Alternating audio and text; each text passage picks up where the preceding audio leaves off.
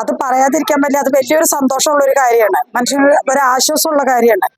കാരണം ഇവനെ പോലുള്ള ഓരോരുത്തർ ജയിലിൽ ചാടിയെടുത്ത ഒരു അവസ്ഥ എന്താണ്? അപ്പൊ ഇവനെ ജയിലിൽ ചാടിയിട്ടുണ്ടെങ്കിൽ ഓരോ പെൺകുട്ടികളുടെയും ജീവിതം ഓർത്തിട്ട് ഞാൻ എത്ര നേരം തീ തിന്നാണ്. ഇവൻ ജയിലിൽ ചാടി കഴിഞ്ഞാൽ എത്ര പെൺകുട്ടികളുടെ ജീവിതം നശിക്കും, എത്ര പെൺകുട്ടികൾ എന്ത് ചെയ്യുന്നുള്ളത്. എന്തായാലും ഇവനെ പിടിച്ച ആൾക്കാരോടാണ് ആദ്യം നന്ദി പറയുന്നത്. ഞാൻ പറയട്ടെ, അവിടെയുള്ള നാട്ടുകാര്, ഞാൻ പറഞ്ഞില്ലേ, ഇന്നും കണ്ണൂരിൽ നിന്ന് എത്ര പേര് എന്നെ വിളിക്കണ്ടെന്നറിയോ? അമ്മ സൗമ്യയുടെ അമ്മയല്ല അമ്മ, സുഖമായിരിക്കുന്ന അമ്മ, എന്താ അമ്മ എന്ന്. ആ ചോദ്യത്തിൽ അവരെന്നോട് പറയണ ഒറ്റ വാക്കുള്ളൂ, എന്തെന്നറിയോ? അമ്മ, ഇന്നും അവൻ എന്റെ കയ്യിൽ കിട്ടിയിട്ടുണ്ടെങ്കിൽ ഞങ്ങൾ കൊന്നു കളഞ്ഞിരുന്നു എന്നാണ് അവര് പറയണത്. അപ്പൊ അത്രയും അമർഷം ഇന്നും അവരുടെ മനസ്സിലുണ്ട്. അത് ഈ സൗമ്യ എന്ന് പറഞ്ഞ പെൺകുട്ടീനെ മറക്കാത്തോടത്തോളം ഈ കോടാരക്കോടി ജനങ്ങള്. എനിക്ക് അവരോട് വാക്കുകളേ ഇല്ല, എനിക്ക് അവരോട് പറയാൻ ഒന്നും വാക്കുകളില്ല. എനിക്ക് അത്ര എന്താ പറയേണ്ടതെന്ന് എനിക്ക് അവരുടെ കാര്യത്തിൽ അറിയില്ല. കാരണം എനിക്ക് ഒന്നും അവരോട് പറയാണ്ടായിരുന്നു. അത് കിട്ടിയപ്പോ തന്നെ അവരെ കൊല്ലായിരുന്നില്ലേ എന്ന്. എന്തിനാ ഈ പോലീസും നിയമത്തിനെല്ലാം വിട്ടുകൊടുക്കുന്നത്? ഇങ്ങനെയുള്ള ആൾക്കാരൊന്നും പോലീസിനും നിയമത്തിനൊന്നും ആരും വിട്ടുകൊടുക്കരുത്. കാരണം എന്താ വെച്ചിട്ടുണ്ടെങ്കിൽ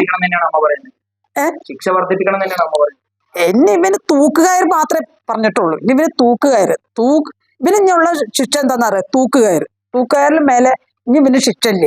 ഇത്രയും വലിയൊരു ക്രിമിനല് നമ്മൾ എല്ലായിടത്തും പോയി കയറി ഇറങ്ങി വന്ന് ഇവന് ജീവിതകാല അവസാനം വരെ ഇവൻ പുറലോകം കാണരുത് വിചാരിച്ച് നമ്മൾ ഇവനെ ചെയ്തു വെച്ചിട്ട് അവസാനം ഇവൻ ചെയ്ത പണി എന്താ? അത്രയും വലിയൊരു ജയിലാണ് എടുത്ത് ചാടിയിരിക്കുന്നത്. അപ്പൊ ആ ജയിലിൽ ചാടി അവന് ഇനി ഇതിനും വലിയ ശിക്ഷ വേറെ ഒന്നുമില്ല, തൂക്കുകയറ്. എത്രയും വേഗം അതിനുള്ളൊരു ഇത് ഈ നിയമം നമ്മളെ ഇതൊക്കെ കൊണ്ടുവന്ന അത് വലിയൊരു സന്തോഷം തന്നെയാണ്.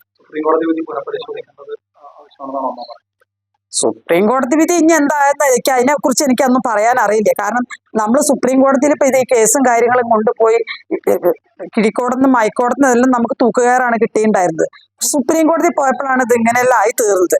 അപ്പൊ ഇവന് തൂക്കുകയർ ഇല്ല എന്ന് വിധിച്ചപ്പോൾ നമുക്കിവിടെ വേണ്ടപ്പെട്ട കുറെ ആൾക്കാർ കൂടി അങ്ങനെ ഞങ്ങള് മുഖ്യമന്ത്രിയെ കണ്ടിട്ടാണ് വീണ്ടും ഞങ്ങളത് കൊടുത്ത ശേഷമാണ് ഇവന് പുറലോകം കാണാത്ത രീതിയിൽ ഇവനാക്കിയത്.